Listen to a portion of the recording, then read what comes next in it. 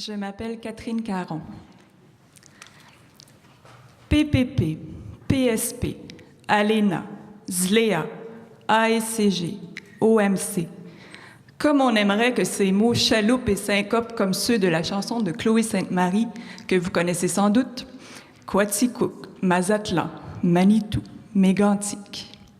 Mais ce sont de vulgaires acronymes associés à des accords de partenariat et de libre-échange, des engins technocratiques qui carburent au droit du commerce et de la finance.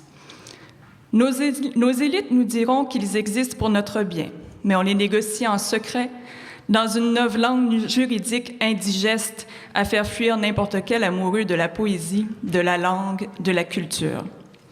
On nous dira qu'ils sont vecteurs de paix, de sécurité, de prospérité, alors qu'ils nourrissent l'exclusion sociale, la guerre économique et participent de cet état de crise dont nous n'avons pas tellement envie de connaître les graves et prochains chapitres.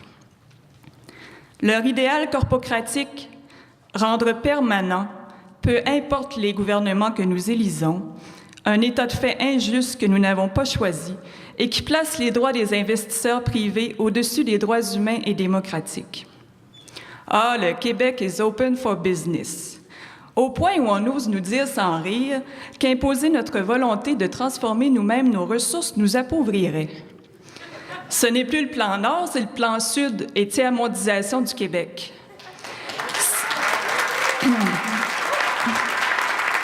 C'est que les corporations sont des citoyens qui ont des droits, nous disent Lucien Bouchard, Bombardier et consorts. Quelle grandiose fumisterie! Alors, à la question qui nous est posée aujourd'hui, comment rendre visible et opérante la liberté qui nous caractérise et qui nous échappe en même temps?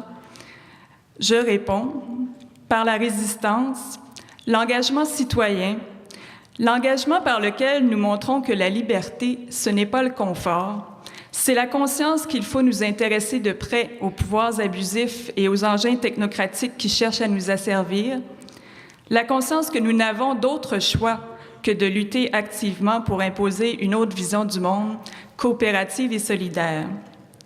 Il s'agit d'apprendre à conjuguer à chaque jour la vie, ce qui nous anime, nos amours, nos proches, nos accomplissements, l'art, la nature, la culture, avec la responsabilité de faire en sorte que notre liberté ne soit jamais fantoche pour nous-mêmes, ni funeste pour les autres.